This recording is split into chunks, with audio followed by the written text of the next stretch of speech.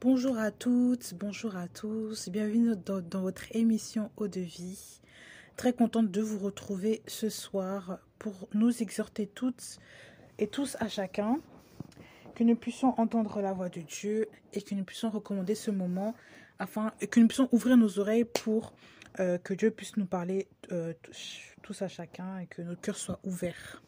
Donc, hier nous avions parlé de la soumission. On a parlé de la soumission de la femme dans son foyer. Donc c'était un peu, comment dire, un audio assez électrique pour certains, apaisant pour d'autres, réconfortant pour d'autres.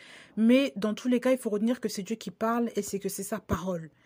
On ne détourne pas les paroles de l'évangile, on ne détourne pas les choses, on n'enlève pas, on ne retire pas, on n'ajoute pas non plus ce que Dieu a déjà écrit, inscrit dans sa parole, parce que c'est la parole de Dieu.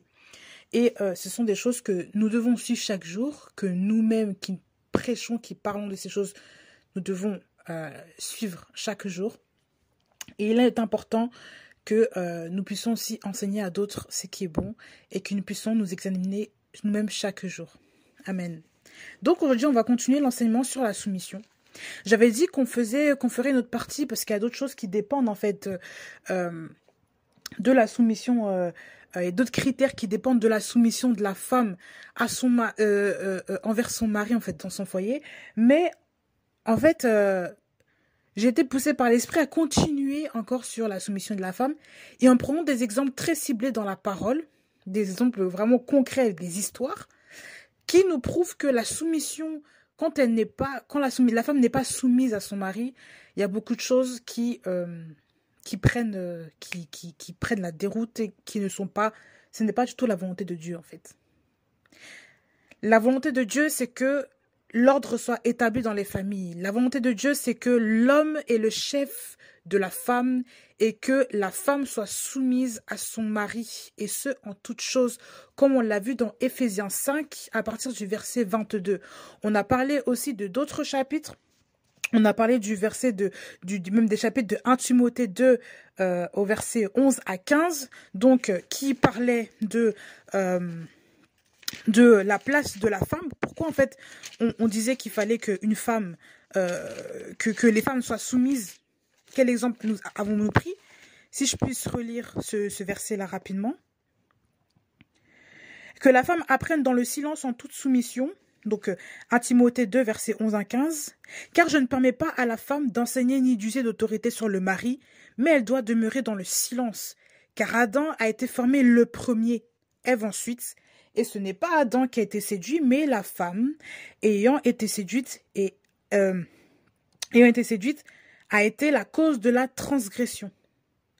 Ça veut dire qu'ici, il y a une place. Ici, il y a une place.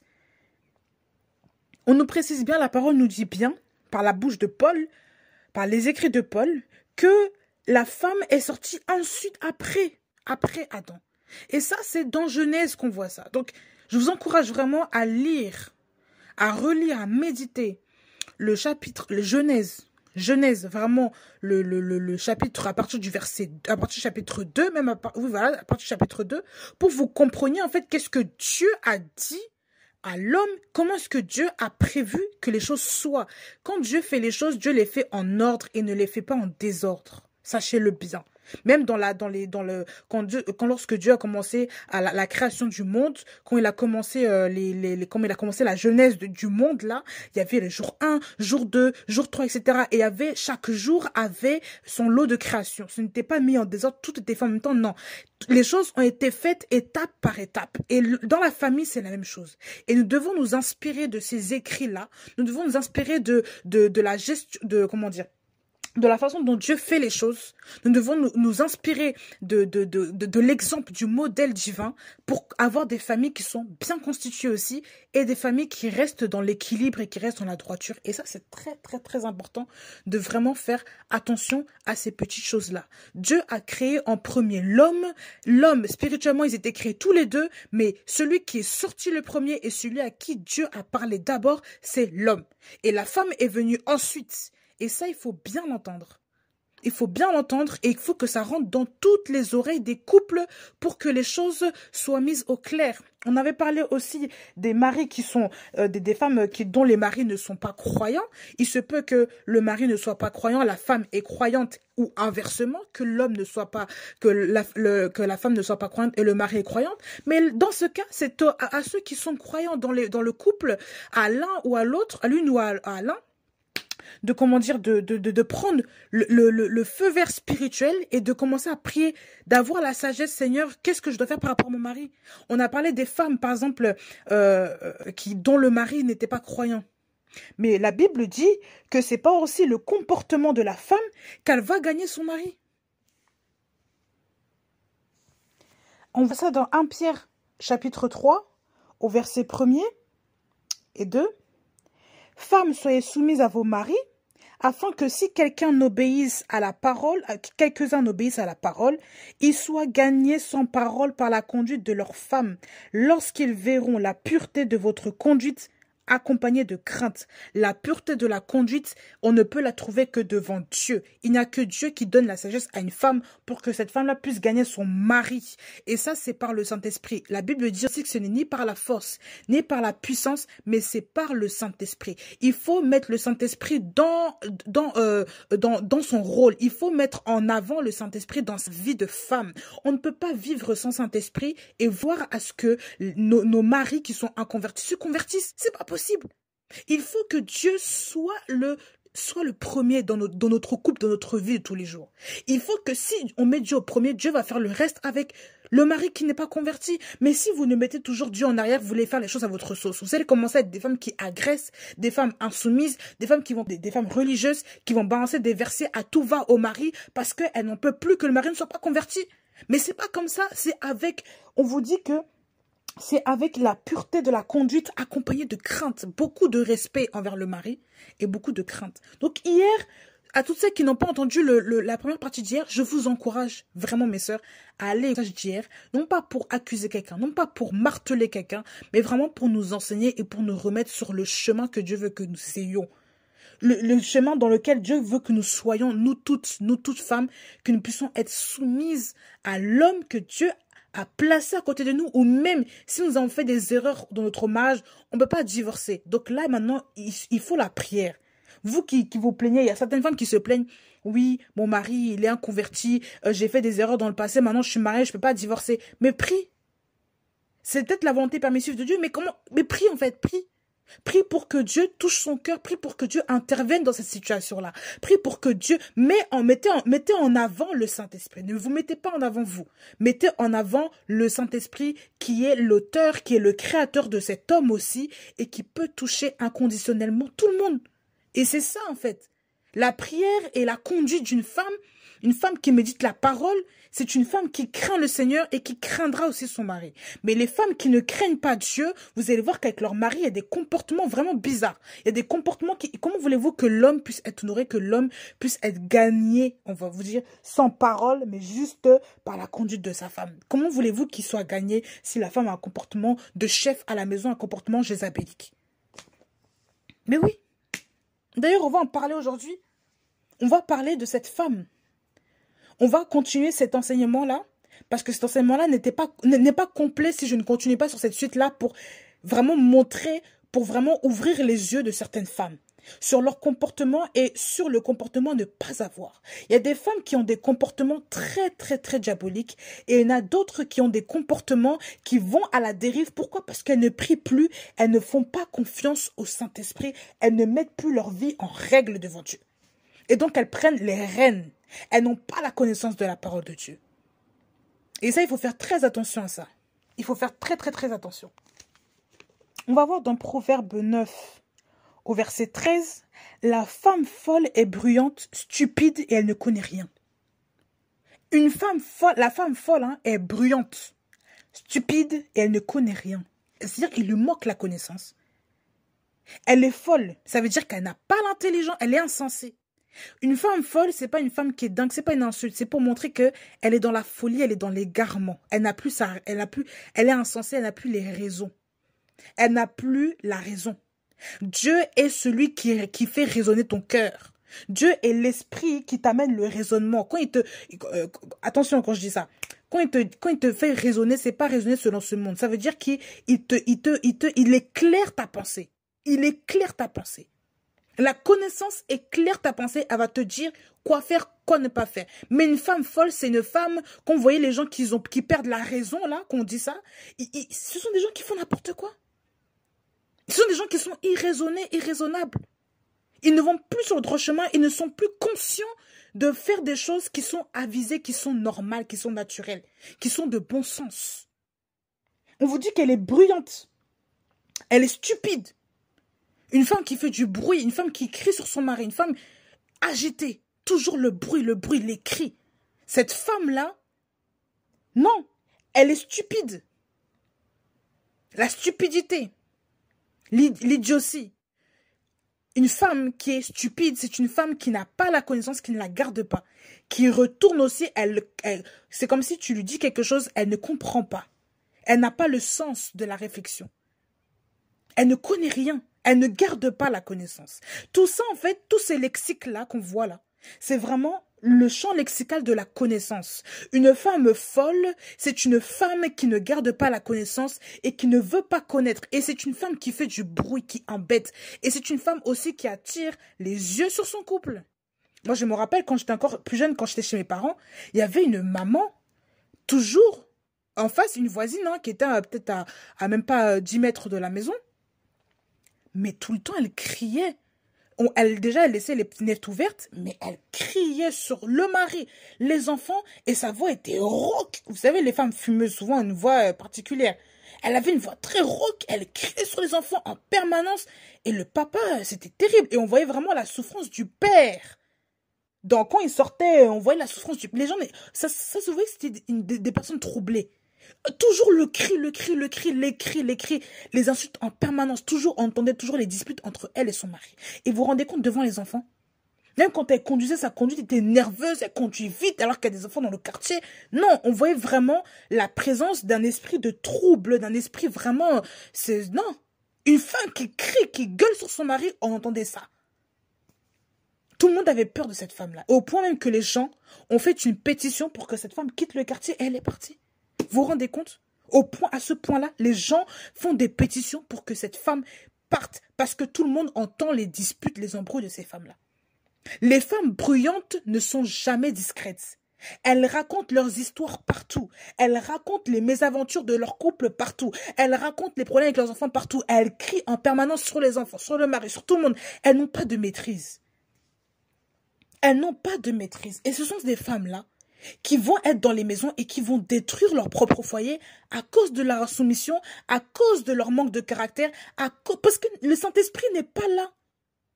Et vous voyez, c'est les femmes qui font les problèmes. C'est triste, mais ce sont ces femmes-là font des problèmes. Et ce n'est pas pour se moquer de cette femme-là, mais vraiment, non, ce sont des femmes qui font des problèmes. C'est très grave. La réputation d'une femme doit être sacrée. On ne doit pas voir ta nudité en dehors. Une femme ne doit pas être celle qui va afficher la réputation de sa famille à cause de son comportement. Mais il y a des femmes qui sont comme ça. Quand il y a des embrouilles, on sait qu'il y a des embrouilles chez eux. Quand il y a des cris, on sait. Mais non. La discrétion aussi, c'est important, c'est très important d'être discret sur soi-même, sur sa propre vie, sur celle de ses enfants, sur celle de son mari, sur la vie de son foyer en fait. Et c'est ce que Dieu veut. Donc attention à ce verset-là qui est dans Proverbe 9 au verset 13. La femme folle est bruyante, stupide et elle ne connaît rien. Elle ne connaît rien. C'est une femme qui est dépourvue de sens, qui dérange. Et ces femmes-là se remarquent. Ce sont des femmes qui se remarquent. Elles font parler d'elles. Maintenant, on va rentrer dans le vif du sujet. Et on va parler des femmes-là despotes dans leur foyer. Vous savez, quand vous êtes une femme là, attention à votre caractère. Les femmes qu'on va voir aujourd'hui, que le Seigneur m'a conduit à regarder, sont des femmes qui ont beaucoup de caractère. Pourquoi? Parce que les hommes, souvent ces femmes-là qui ont beaucoup de caractère, sont souvent avec des hommes qui ont un peu moins de caractère. Parce que sinon, ils ne pourront pas s'accorder. Ça va être difficile. Et ces femmes-là qui ont beaucoup de cran, beaucoup de caractère, souvent font des dérapages parce qu'elles n'écoutent pas Dieu, elles n'écoutent plus Dieu, ou alors elles font attention à leur chair. C'est la chair qui prend le dessus. Le caractère. Et quand ce caractère-là n'est pas soumis à la parole de Dieu, n'est pas soumis à Dieu, on voit toutes sortes de divergences. On voit toutes sortes de problèmes dans le couple, dans le foyer et autour. Et ça jaillit autour. C'est des problèmes qui jaillissent maintenant dans la société que tout le monde voit. Des problèmes de caractère. Donc on va prendre le livre de 1 Roi 16, au verset 29 à 33. Je vais déjà détailler l'histoire brièvement. On va faire de la lecture aujourd'hui. L'histoire de Jézabel et son mari Akab. Donc, c'était l'histoire. Vous allez voir l'histoire de ces deux personnages-là pour que vous compreniez qui c'est, pour ceux qui ne connaissent pas et pour que nous nous rafraîchissions tous la mémoire aussi pour ceux qui n'ont plus lu cette histoire depuis un moment. Donc, 1 Roi 16, verset 29, on va s'arrêter au verset 33. Akab, fils d'Omri, régna sur Israël la 38e année d'Assa, au roi de Juda. Et Akab, fils d'Omri, régna sur Israël à Samarie 22 ans. Et Akab, fils d'Omri, fit ce qui est mal aux yeux de Yahweh, plus que tous ceux qui avaient été avant lui. Et il arriva, comme si cela lui était peu de choses, de marcher dans les péchés de Jéroboam, fils de Nébat, qu'il prit pour femme Jézabel, fils d'Edbal, roi des Sidoniens. Puis il alla servir Baal et se prosterna devant lui. Je fais une pause, une parenthèse. Préciser que Edbal, le père de Jézabel, son prénom là, Edbal, veut dire avec Baal. Donc Baal était un faux dieu. Donc il était roi des Sidoniens, puis il alla servir Baal et se prosterna devant lui. En parlant d'Akab. Il dressa un autel à Baal dans la maison de Baal qu'il bâtit à Samarie. Et Akab fit une idole d'Astarté, de sorte qu'Akab fit plus encore que tous les rois d'Israël qui avaient été avant lui pour irriter Yahweh, le Dieu d'Israël. En son temps, on va s'arrêter là, c'est bon. Premier, on dépeint déjà l'histoire de cette famille, l'histoire de ce roi. On s'accentue sur le roi.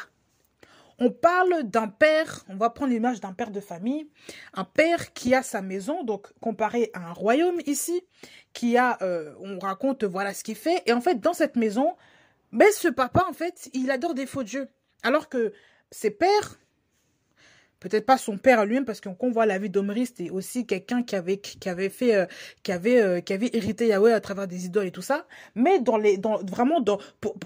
chaque roi d'Israël devait être un roi qui adorait Dieu, qui vraiment mettait Dieu en place. Et ça, c'était l'image aussi d'un homme qui ne craignait pas Dieu. Là, on voit l'image d'un homme qui ne craint pas Dieu. Il a des idoles, il adore les idoles, et par-dessus tout, il épouse une femme qui est aussi la fille d'un roi de Tyr et de Sidon, donc la fille d'un roi qui s'appelle Edbal, qui adore le dieu Baal, et donc sa femme aussi était prise de tout ça, elle n'adorait pas le Dieu véritable. Et on va le voir après, on va voir les fruits de ce couple-là après. Qu'est-ce qu'ils ont donné, quelle action ont-ils fait? On va voir dans 1 Roi, chapitre 21, au verset 1 à 18.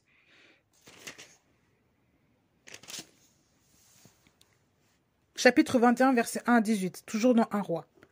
Or il arriva, après ces choses, que Naboth de Jizréel, ayant une vigne à Jizréel, près du palais d'Akab, au roi de Samarie, Akab parla à Naboth et lui dit, « Cède-moi ta vigne, afin que j'en fasse un jardin potager, car elle est proche de ma maison, et je te donnerai à la place une vigne meilleure. Ou si cela te semble bon, je te donnerai de l'argent pour sa valeur. » Mais Naboth répondit à Akab, « Que Yahweh me garde de te donner l'héritage de mes pères. » Et Akab rentra dans sa maison tout triste et irrité, à cause de cette parole que lui avait dite Naboth de Jizréel, en disant, « Je ne te donnerai point l'héritage de mes pères. » Il se coucha sur son lit, détourna son visage et ne mangea rien. Alors Jézabel, sa femme, vint auprès de lui et lui dit, « D'où vient que ton esprit est si triste? Et pourquoi ne manges-tu point? » Il lui répondit, j'ai parlé à Naboth de Jezréel, et je lui ai dit, donne-moi ta vigne pour de l'argent, ou si tu le désires, je te donnerai une autre vigne à sa place. Mais il m'a dit, je ne te céderai pas ma vigne. Alors Jézabel, sa femme, lui dit, est-ce bien toi maintenant qui exerces la royauté sur Israël? Lève-toi, prends un repas et que ton cœur se réjouisse. Je te donnerai la vigne de Naboth de Jezréel. Et elle écrivit au nom d'Akab des lettres qu'elle scella du sceau du roi, et elle envoya ces lettres aux anciens et magistrats qui habitaient avec Naboth dans sa ville. Ça, c'est le verset 8. On va s'arrêter dessus et on va surligner ça. Je continue. Voici ce qu'elle écrivit dans ses lettres. Publiez un jeûne, placez Naboth à la tête du peuple, mettez face à lui 2 hommes, fils de Bélial, et qu'ils témoignent contre lui en disant, tu as maudit Dieu et le roi. Puis vous le mènerez dehors et le lapiderez afin qu'il meure. Les gens donc de la ville de Naboth, les anciens et les magistrats qui habitaient dans sa ville, agirent comme Jézabel le leur avait dit, et d'après ce qui était écrit dans les lettres qu'elle leur avait envoyées. Ils publièrent un jeûne et ils placèrent Naboth à la tête du peuple. Les 2 hommes, fils de Bélial, vinrent et se mirent face à lui, et ces hommes de Bélial témoignèrent contre Naboth devant le peuple en disant, Naboth a maudit Dieu et le roi. Puis ils le menèrent hors de la ville, ils le lapidèrent et il mourut. Après cela, ils envoyèrent dire à Jézabel, Naboth a été lapidé et il est mort.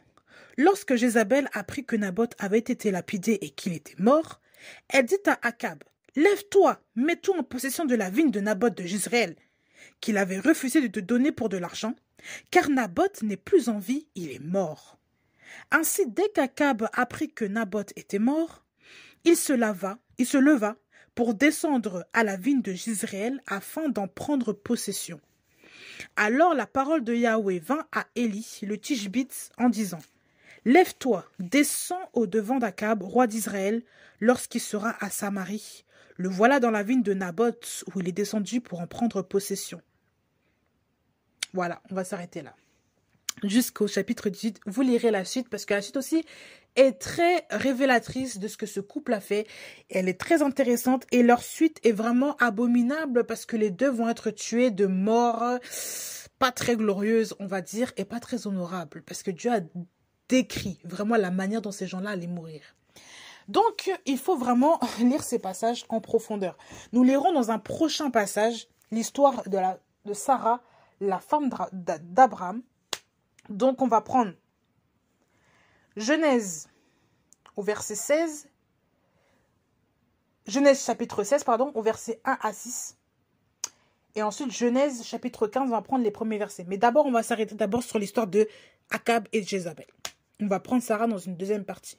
L'histoire de Akab et de Jézabel révèle bien la machination d'une femme insoumise et comment est-ce que cette femme insoumise opère.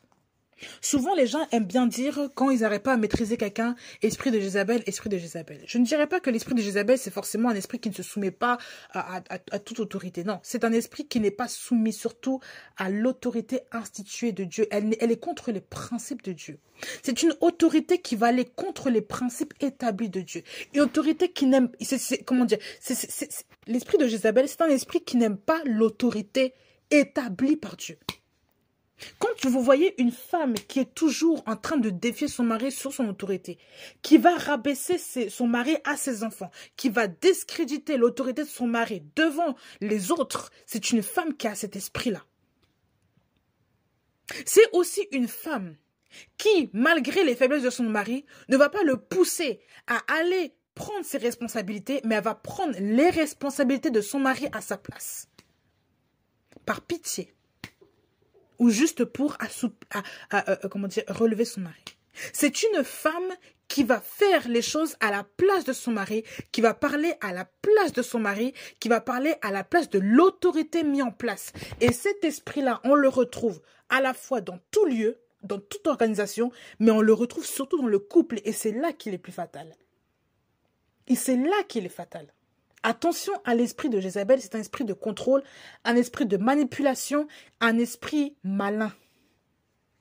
C'est le diable qui est derrière. Cet esprit-là fait croire devant toi que tout va bien, mais derrière, il agit contre toi pour te faire du mal. Les gens qui manipulent, les femmes qui mentent devant et qui manipulent, qui sont dans les sentiments, qui font croire des choses et qui derrière font autre chose sont des manipulatrices. Ce sont des femmes qui sont animées de cet esprit-là. On parle souvent de oui, esprit de contrôle, esprit de contrôle, esprit de contrôle. Quand on voit les machinations de Jézabel, elle a fait publier un jeûne pour que Naboth vienne devant les gens, et ensuite elle a mandaté des gens, elle a dit toi tu diras ça, pour qu'ensuite on dit qu'il a maudit Dieu et le roi, qu'il se fasse lapider, qu'on le tue, parce qu'elle sait très bien que quand on dit que quelqu'un a fait ça, que maudit Dieu et le roi, c'est un péché, donc on va le lapider parce qu'il y a une sanction par rapport à ça. Donc elle va se lever, elle va tout mettre en place, elle va faire une mise en scène pour que cette personne-là meure et pour qu'elle ait son gain. Et ce sont des personnes qui font des machinations comme ça. L'esprit de Jézabel n'est pas un esprit forcément autoritaire qui parle mal. Pas toujours. C'est un esprit avant toute chose qui crée des embrouilles, qui crée du quiproquo, qui accuse, qui ment sur les autres et qui fait en sorte que d'avoir, et c'est la manipulation. C'est le serpent. On voit ici que cet esprit-là est un esprit vraiment diabolique parce que il est malin, il veut retourner les choses à son avantage pour lui, mais au détriment c'est pour voir la mort des autres. C'est une femme qui va se lever, qui va mentir au nom d'un autre homme, voilà, pour que son mari, aujourd'hui, puisse prendre l'avantage. Elle va tout faire pour casser l'autre homme là, se disant, pour que son mari prenne le poste. C'est ce genre de femme. L'esprit de Jézabel se trouve partout. Il ne se trouve pas uniquement que dans les grands lieux, dans les organisations, partout. Là où il y a un ordre, l'esprit de Jézabel voudra tout déranger. Vous n'allez jamais être tranquille quand il y a un esprit de Jézabel, quand il y a la manipulation, il y a des machinations dans le but de renverser une autorité, dans le but de discréditer quelqu'un, dans le but de faire du mal à quelqu'un, quand vous voyez que quelqu'un se ligue avec d'autres personnes pour pouvoir mettre quelqu'un à terre, c'est l'esprit de Jézabel qui est là. La manipulation. Cette femme est dangereuse parce que les gens la suivent. Elle a une influence. Et on voyait qu'elle a appelé quand même, elle a fait appel à des magistrats, à des anciens. Elle a publié une lettre. Elle a fait tout. Et tout le monde l'a suivi. Personne n'a contredit ce qu'elle a fait. Personne n'a même pas pris en compte la vie du roi, mais on a pris son compte à elle. Elle avait un charme, une influence dévorante au point que les gens ne peuvent pas refuser ce qu'elle dit. Elle avait tellement d'influence que tout le monde a suivi au pas. Personne ne s'est remis en question de savoir si c'était bien ou pas ce qu'elle faisait. Et le pire dans tout ça, c'est que quand Naboth est mort, on est venu lui dire à elle que, tu vois, ce que tu as mis en place a réussi. Et non pas au roi, mais à elle. Et pourtant, elle a écrit la lettre au nom du roi, au nom de son mari. Mais personne n'a pris en compte le mari. La même histoire que Ève. Ève s'est fait avoir à la même situation en faisant un pacte avec le serpent, en mangeant le fruit. Elle en a donné à son mari. Elle n'a pas demandé à son mari, est-ce que tu es d'accord de ce que le serpent dit là? Non. Le mari était mis en retrait. Ces femmes-là mettent en retrait le mari n'existe pas.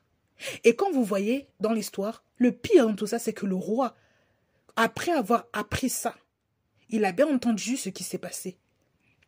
Je ne pense pas qu'elle lui avait expliqué la machination. Je ne crois pas, je ne sais pas. Mais elle a bien expliqué ce qui s'est passé. Elle a bien dit à la fin, lève-toi, mets-toi en position de la vigne de Naboth parce que, voilà, il a refusé de donner il n'est plus en vie, il est mort. Et donc lui, il se lève comme ça, comme un mouton. Il va prendre la vigne et voilà. Tout ce qui l'intéressait, c'est avoir la vigne.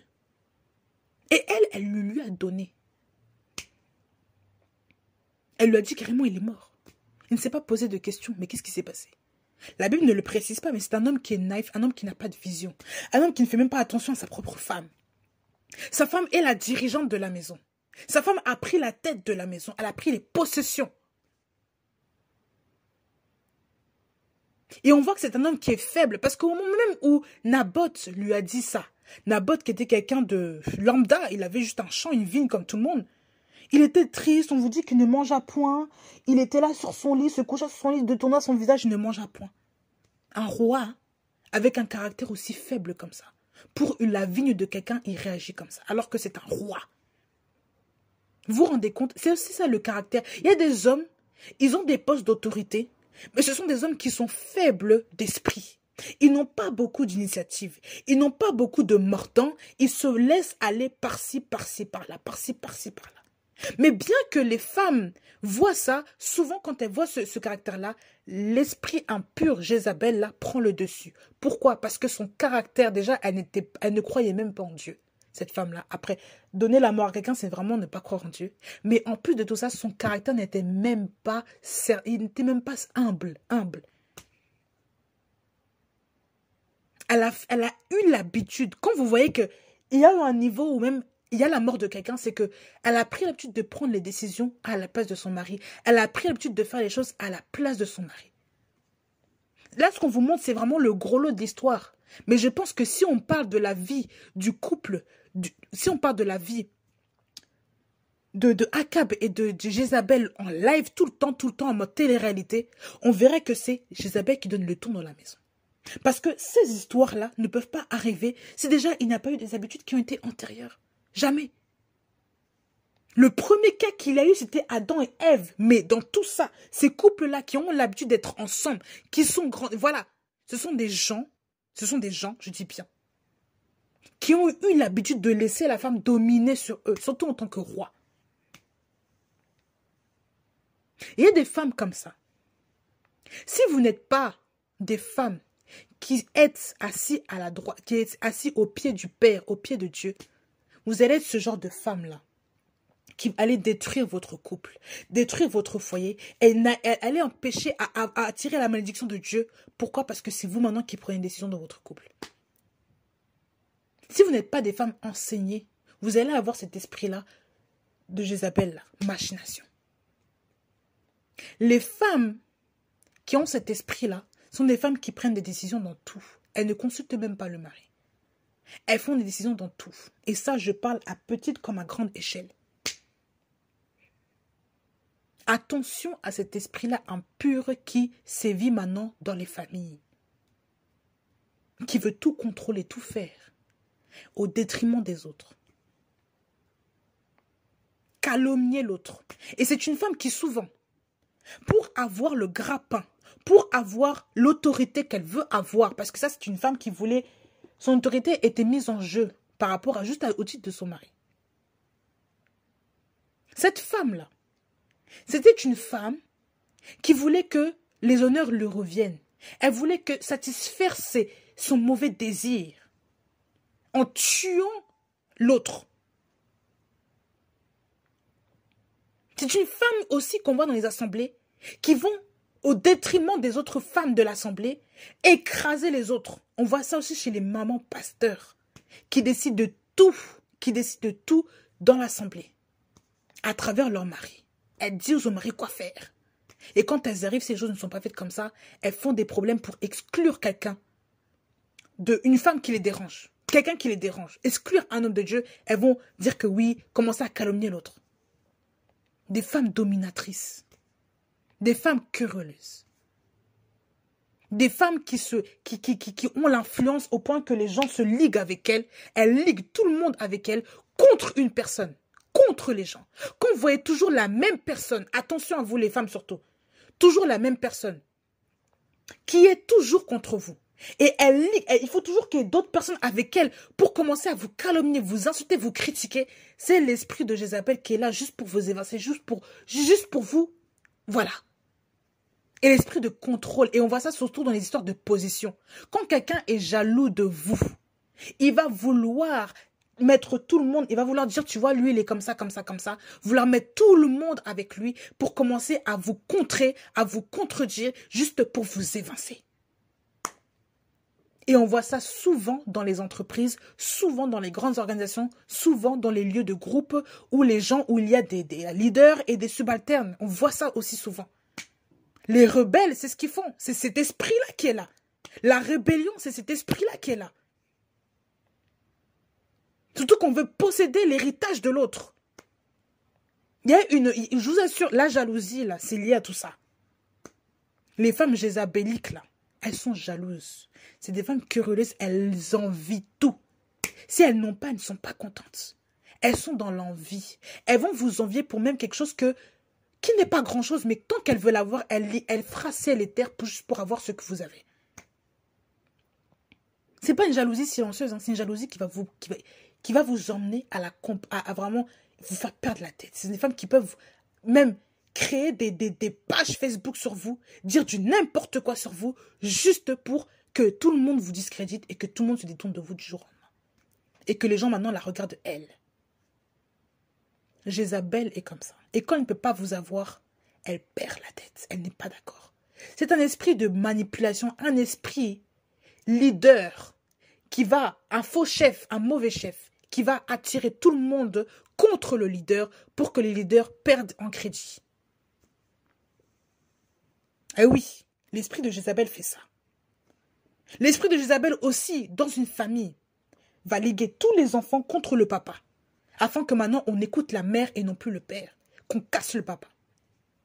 L'esprit de Jézabel aussi fait ça. Quand vous voyez un esprit, toujours la personne est liguée, elle est toujours en groupe avec des gens contre quelqu'un. L'esprit de Jézabel est là contre quelqu'un, toujours pour assommer, discréditer quelqu'un. Attention à cet esprit-là. C'est un esprit de contrôle, un esprit de manipulation, de manigance. Alors que vous n'avez rien fait, mais on vous accuse de tout et de rien. Et les pères souvent sont comme ça. Les pères sont dans ce lot-là. Il suffit que le père ne soit pas converti pour qu'on voit cette femme commencer à mentir sur le papa, disant qu'il est comme ça, comme ça, comme ça. Il ne faut pas l'écouter, il faut écouter moi la mère. Et maintenant, vous voyez la mère qui est contente de prendre toutes les décisions familiales. Elle ne consulte même pas le mari, mais toutes les décisions, elle est contente de les prendre. Elle fait les choses seule. Elle ne consulte même pas son mari, même pour les choses qui la concernent. Elle vit seule. Elle fait des crédits seule. Elle emprunte seule son argent. Son argent, c'est son argent. C'est elle qui dirige dans la famille. C'est elle la patronne. Les décisions, là, et rien ne passe dans cette maison sans passer par elle. Esprit de contrôle, manigance, manipulation. C'est un esprit aussi qui va diviser les frères et sœurs. Qui va commencer à semer le trouble dans une famille saine. Voilà pourquoi il ne faut pas avoir des amis qui ont cet esprit-là. Il ne faut pas avoir des compagnies qui ont cet esprit-là, un pur esprit-là de contrôle, esprit jézabélique. Il ne faut pas avoir des amis qui ont cet esprit-là. Parce que vous allez commencer à vous liguer, vous allez commencer à avoir les influences aussi de cet esprit-là. Vous allez commencer à vous comporter comme ces personnes. On vous dit que les mauvaises compagnies corrompent les bonnes mœurs. Cet esprit-là est redoutable parce qu'il est malin. On ne le voit pas tout de suite, mais on le voit avec le temps. Il faut faire très attention. Cet esprit-là va créer des rumeurs, créer des critiques, créer des rumeurs pour rapporter contre quelqu'un, comme dire que toi tu es comme ça, comme ça, comme ça, alors que ce n'est même pas vrai. Esprit de Jézabel. Cet esprit est un esprit qui parle, qui manigance, qui fait des choses contre l'autre pour avoir ce que l'autre a. La sorcellerie aussi. Les sorciers font ça. Un esprit qui dirige tout par la manipulation. Manipuler le gars au point de manipuler le gars. Manipuler les émotions, manipuler les gens pour que sa famille soit honorée et pas les autres. Elle va tout faire pour que les autres familles là perdent tout et que elle ait tout. Discréditer une famille qui se comportait bien pour maintenant avoir les honneurs sur elle. Esprit de Jézabel. Quand vous voyez cet esprit-là qui est impur, qui ne respecte pas la famille de l'autre, qui ne respecte pas les biens de l'autre, qui veut absolument avoir tout pour son honneur, c'est une femme qui est jézabélique. L'esprit de Jézabel n'est pas qu'un esprit de contrôle. C'est pas tout à fait la même chose. Il y a ça, mais pas que. Un esprit aussi d'influence qui va réunir des gens dans le but de faire le mal. Elle va se liguer, elle a besoin des gens pour être bien. Si elle n'est pas accompagnée, vous allez voir que cet esprit-là est faible. Il a besoin d'avoir plusieurs personnes pour agir et pour faire sa machination. Il opère toujours de cette manière-là. Toujours. Et tant qu'il ne peut pas opérer de cette manière-là, il n'est pas tranquille. Voilà pourquoi ces gens-là, souvent, ne sont jamais seuls. Ils avertissent tout le monde de leur machination. Ils sont toujours accompagnés de quelqu'un. Vous voyez pas les méchants, même dans le dessin animé, ils sont toujours accompagnés de quelqu'un. Toujours avec un bras droit, avec ceci, avec un garde du corps bizarre, avec un petit gars bizarre. Tout le temps, ils sont toujours accompagnés. Les méchants ne sont jamais seuls. Alors que les héros, souvent, sont seuls. Ils n'ont pas d'acolytes, ils n'ont pas d'amis. Ils ont des familles, oui, mais quand ils agissent, ils sont seuls les héros. Mais quand vous voyez des méchants, ils sont toujours accompagnés, ils ont toujours une ligue. Parce que tous seuls, ils sont pas forts. Ils ont besoin d'être plusieurs pour faire une entité. Pour faire des coups bas partout. Et là, dans ce cas-là, il y avait les anciens, les magistrats. On voit aussi la position, ce sont des femmes influentes. Cet esprit-là aussi touche aussi beaucoup les femmes influentes. Une femme jézabélique, une femme qui a cet esprit-là, n'est pas une femme qui a une position d'autorité. Attention, il y a des femmes qui ont des positions d'autorité et qui craignent Dieu. C'est pour ça qu'il ne faut pas commencer à mettre Jézabel partout parce qu'on voit qu'une femme a de l'autorité. Non.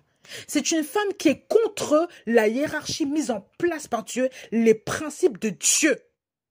En gros, le mari n'a pas la décision à prendre, c'est elle qui la prend. C'est elle qui fait des démagouilles bizarres. Elle crée des problèmes, elle fait des magouilles comme ça. Cet esprit-là est décelé comme ça. Il ne faut pas tout mettre sur les femmes. Ça ne veut pas dire que tu es une femme de caractère de base, que tu as une entreprise, que tu es une femme de Jézabel, que tu... Voilà, parce que tu peux être ferme. Ça ne veut pas dire forcément que tu as un esprit de contrôle, non.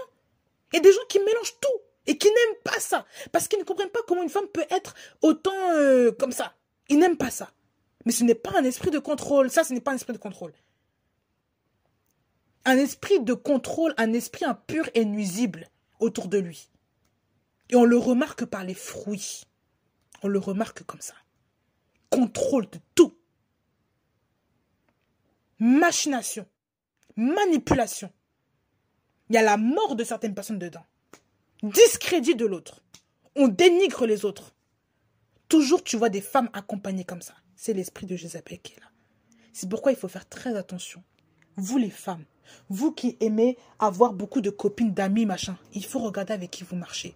Parce que si vous êtes avec une femme comme ça, elle va toujours vous entraîner à être comme elle. Et demain, si vous allez ramener ça aussi dans votre foyer demain. Cet esprit-là n'a pas de pitié.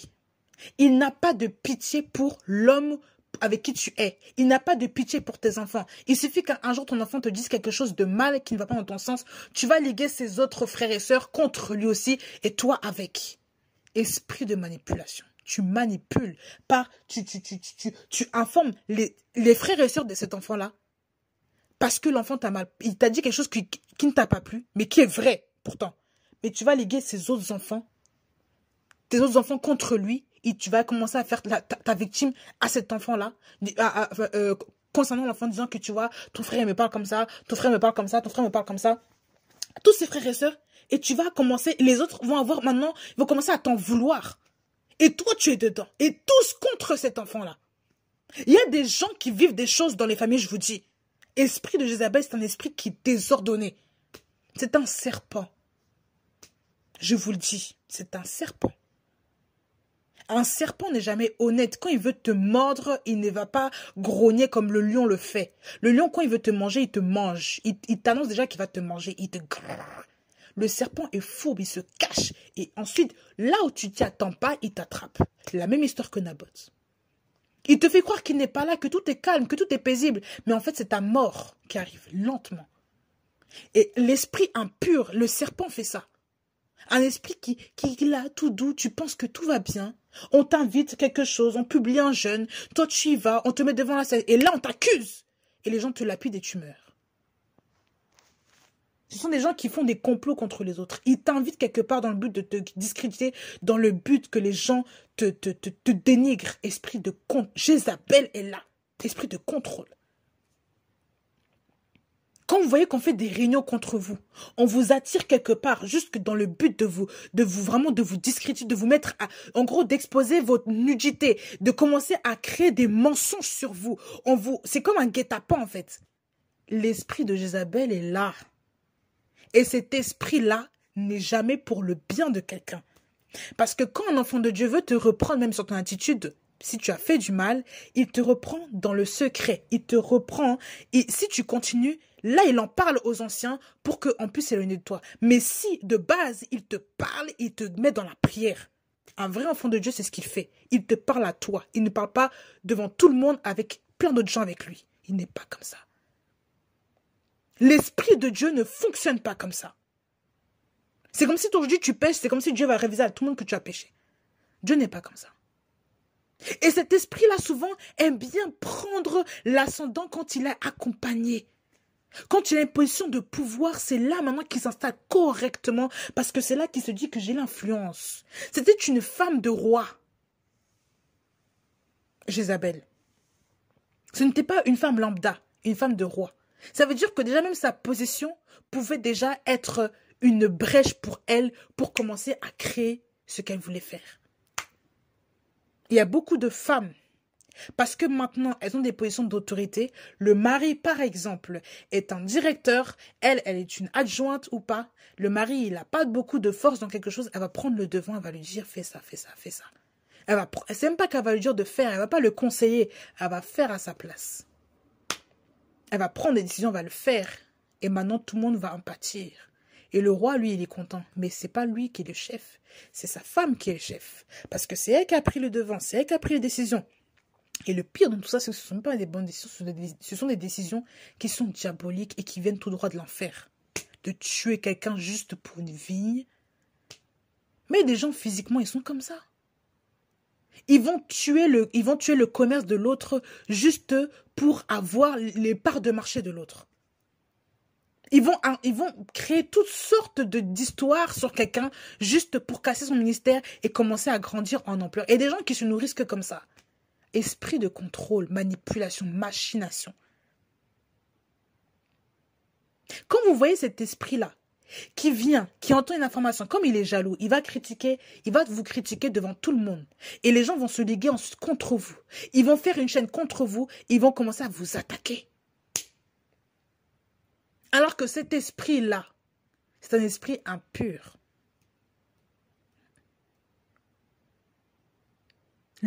La machination, le contrôle, les émotions. Et bizarrement, tous les magistrats, les anciens l'ont suivi. C'est pour vous dire à quel point les femmes qui ne sont pas soumises à Dieu peuvent aller loin par rapport à leur position, par rapport aussi à leur caractère. Et dans le foyer, ça existe de plus en plus. Pourquoi? Parce que des hommes aussi ne prennent pas leur place de chef. C'est pourquoi, vous en tant que femme, prenez vos places d'épouse et d'aide pour le mari. Et priez pour cet homme. Et si vous avez un caractère dur, vous savez très bien que le mari n'est pas entreprenant, demandez au Seigneur de vous montrer comment faire avec cet homme. Mais ne vous levez pas vous-même pour faire les choses, parce que c'est là qu'on voit aussi qu'on prend une décision terrible et qu'on peut tuer les autres bêtement comme ça. Et c'est comme ça d'ailleurs que Ève a amené le péché dans le monde. C'est de elle qu'est venue la transgression. La Bible nous le dit bien. 1 Timothée 2, versets 11 à 15, on vous décrit bien que c'est elle qui a amené la transgression dans le monde. Ce n'est pas Adam. C'est elle. Cet esprit-là était le même qui a été employé au temps aussi de Jézabel et d'Akab. C'est pour ça qu'il faut faire attention. C'est le serpent qui est derrière ça. L'esprit de Jézabel, on dit Jézabel, mais non, c'est le serpent, c'est le malin qui est comme ça. Il opère à travers des facettes. Et il opère tout souvent à travers des femmes parce qu'il sait que la femme est en deuxième position. La femme ne sera jamais la première dans son couple. Elle ne sera jamais la tête dans quelque chose, voilà, que Dieu a institué, que Dieu lui veut mettre l'homme à la tête. Elle ne sera jamais la tête. Donc souvent, cet esprit-là passe par la femme pour faire n'importe quoi et pour déranger l'ordre de Dieu. Voilà pourquoi vous, les femmes, faites attention à votre place. Revoyez votre position devant Dieu, devant l'Éternel et devant aussi pour votre couple. Revoyez vos positions. Qui êtes-vous devant Dieu? Quel genre de mère êtes-vous? Parce que toute sa vie, là, toute cette femme, sa vie, le reste de sa vie a été décimée à cause de quoi? Parce que c'était une femme qui n'était pas humble. Une femme qui voulait se prendre pour je ne sais pas quoi, qui voulait prendre le devant. Dans une organisation, si il y a des choses qui sont mises en place, s'il y a une tête, un manager, il y a un sous-manager, il y a ensuite des équipiers, il faut respecter le manager d'abord, celui qui a été établi à la tête, et non pas commencer à détourner et à faire ce qu'on veut. Soyez des femmes aussi exemplaires et responsables dans les modèles que vous prenez en compte. C'est très important. Revoyez votre couple, revoyez votre position dans votre famille. Quel genre de femme êtes-vous dans votre foyer? Comment vous parlez à votre mari? Comment lui parlez-vous? Parce que la Bible dit bien que il ne faut pas que... Paul disait dans la parole, il ne permet pas à une femme d'enseigner et d'user d'autorité sur son mari. Il y a des femmes qui enseignent leur mari et qui usent d'autorité. Qui se prennent pour les chefs maintenant de cette famille. Qui se permettent maintenant de commencer à dire ce qu'il faut faire. Qui commencent à prendre les rênes dans le couple, les rênes dans le foyer. Et ces hommes-là, maintenant, qui n'ont pas assez de cran, pas assez de caractère, ne pourront jamais prendre leur place. Pourquoi? Parce que des femmes aiment prendre le devant de la scène, alors que c'est une attitude qui est diabolique, qui est satanique, qui vient tout droit de l'enfer et qui vient du serpent. Ça veut dire que si vous faites ça, vous êtes une femme qui est déjà animée du serpent. Si vous avez l'esprit de Dieu, je vous dis, l'esprit de Dieu, quand vous lisez la parole, il va vous conduire à marcher dans la droiture et non pas à marcher de manière... à faire des manigances là. Cacher des choses au mari. Et puis ensuite tu apprends, voilà, le mari apprend des choses. Vous faites des problèmes et puis le mari apprend. Vous faites des manigances bizarres et puis le mari... Non. Et on voit ça dans beaucoup de couples. Beaucoup. La femme prend trop des initiatives qu'elle ne devrait pas prendre. Elle s'expose d'ailleurs et elle expose sa famille. Et à cause de ça, un jugement est décrié sur la famille. Tout comme à cause de la transgression que Ève a faite, toute la famille a été décriée. On a dit qu'il y aura ça à cause de toi, il y aura ça parce que tu as fait ça, il y aura ça. Il y aura la mort dans ta famille au point même que un de leurs enfants a tué un autre. Vous voyez vraiment les conséquences de la désobéissance, de quand il y a du désordre dans les familles. Est-ce que vous voyez même les conséquences? Et les conséquences sont là, elles sont visibles. Les conséquences ne sont jamais bonnes. Restez à votre place et vous préservez aussi votre famille. Vous préserverez votre famille et vos enfants. Votre mari, vos enfants, vous préserverez votre famille. Mais quand vous ne faites pas les choses comme Dieu le veut, Dieu, en fait, si Dieu met ces choses en place, c'est pour préserver la femme et c'est pour préserver la paix, l'ordre dans la famille. Dieu ne va pas mettre des choses en place si c'est pour vraiment embêter la femme pour rien comme ça. Non. Il y a des choses à respecter. Respectez vos maris, les femmes. Priez pour ça. Priez pour que votre mari aussi prenne des décisions. Et si vous devez lui parler, si vous voulez que vraiment quelque chose change par rapport à un comportement, ça, on aura toujours l'occasion d'en parler. Mais il faut que vous ayez déjà devant Dieu. Parce que je ne vais pas vous dire comment parler à votre mari. Tout dépend de votre mari. Je ne suis pas vous pour commencer à savoir comment votre mari fonctionne. On a beau dire que oui, les hommes fonctionnent comme ça. Mais non, chaque mari est différent. Il n'y a que Dieu qui peut savoir comment est-ce qu'il faut lui parler. Comment est-ce qu'il faut agir. Mais ça, c'est déjà dans la présence de Dieu que vous allez savoir ça. Allez dans la présence de Dieu. Et ayez de la sagesse. Demandez à Dieu la sagesse pour parler à votre mari. Et quand vous aurez cette sagesse-là, là, vous allez lui dire, maintenant, voilà. Ayez de la sagesse. Demandez à Dieu comment parler à votre mari. Comment aider votre mari. Parce que vous êtes l'aide de votre mari. Comment faire pour que la famille se sente bien? Il a un caractère bizarre, il est comme ça, il ne prend pas ses initiatives. Seigneur, comment faire? Montre-moi le chemin, montre-moi comment faire. La parole dit bien que ce n'est pas en parlant, mais c'est par l'attitude que les femmes gagnent. Une attitude pure. La Bible, on va reprendre ça dans 1 Pierre.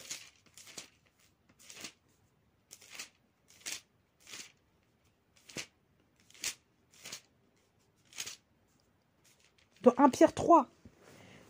Femmes, soyez soumises à vos maris afin que si quelques-uns n'obéissent pas à la parole, ils soient gagnés sans parole par la conduite de leurs femmes. Lorsqu'ils verront la pureté de votre conduite, accompagne de crainte, la pureté de votre conduite. Une femme qui agit comme Jézabel, est-ce que c'est une conduite qui est pure? Même si elle veut l'aider là, soi-disant, est-ce que c'est une conduite qui est pure? Non, la pureté. La pureté est en Dieu. La pureté, c'est la sanctification. C'est être saint. Et la sainteté ne vient que de Dieu. La pureté de la conduite, vous voulez être pur, vous voulez que votre homme se convertisse, vous voulez que votre homme suive le Seigneur, ayez votre conduite pure. La pureté de votre conduite, accompagnée de crainte. Ça veut dire de beaucoup de respect envers cet homme. C'est là que l'homme va comprendre que, mais non, mais cette femme-là, elle n'est pas comme les autres. La pureté de la conduite, c'est même à travers vos actions. Comment est-ce que vous réagissez quand le mari fait un truc bizarre? Est-ce que vous êtes dans la colère? Quelle est l'attitude que vous avez? La pureté de la conduite, c'est ça. C'est ça de quoi on parle réellement. C'est ça. La pureté de la conduite. Femmes, soyez soumises à vos maris. La soumission, c'est tout ça. C'est pas que seulement une phrase qu'il faut faire. Il m'a dit de faire, je fais. Et puis dans mon cœur, là, je murmure, je parle mal, je lève les yeux au ciel quand il me parle, je fais des trucs, je lui parle pas quand il m'énerve, là, je boude. Non, non. Beaucoup de crainte, accompagné de crainte. Pureté de conduite, accompagnée de crainte. Et vous gagnez comme ça vos hommes sans parole. Il y a des gens, ils aiment bien... Il y a des femmes, elles aiment bien que parler. Mais souvent, c'est juste par ta conduite que l'homme, il va comprendre. Et ça, c'est que par le Saint-Esprit que ça s'opère. Parce que le Saint-Esprit est cet esprit aussi de pureté qui va te montrer comment se conduire devant son mari. C'est lui l'esprit de pureté. C'est lui l'Esprit Saint. C'est lui l'Esprit de Dieu. C'est lui qui va purifier ton caractère pour que ton caractère soit conforme à ce que l'homme veut voir chez toi. Et c'est là qu'il va être conquis dans son âme. C'est ça la pureté, jeune fille. C'est ça la pureté. Et quand tu agis comme ça, l'homme sera touché et là le Saint-Esprit va agir. C'est pour ça que femme, il faut fléchir le genou chaque jour. Vous qui avez des maris où même leur vie est engagée maintenant entre... Vous ne savez pas où ils vont aller là. Priez chaque jour, même si ton mari est chrétien, prie chaque jour. Mais même quand ton mari n'est pas chrétien, redouble de prière, prie encore plus que celle dont le mari est chrétien. Prie pour lui, assieds-toi, agenouille-toi dans la parole de Dieu. Même si tu ne pries pas longtemps, dis une parole. Prêche la parole à toi-même, à ton cœur. Prêche-toi la parole, Dieu te parlera. Prie dans le secret avec ton Père et demande-lui, Seigneur, comment aider cet homme? Comment aider cet homme? Comment faire pour que ma conduite soit une conduite respectable et qu'il puisse m'honorer demain et qu'il puisse se tourner vers toi? Dis, aide-moi, Seigneur, comment faire? Mais c'est vous, la pierre que Dieu va utiliser et qu'il va tailler pour que l'autre puisse venir à lui. Ce n'est pas quelqu'un d'autre, ce n'est pas forcément les enfants, c'est la femme.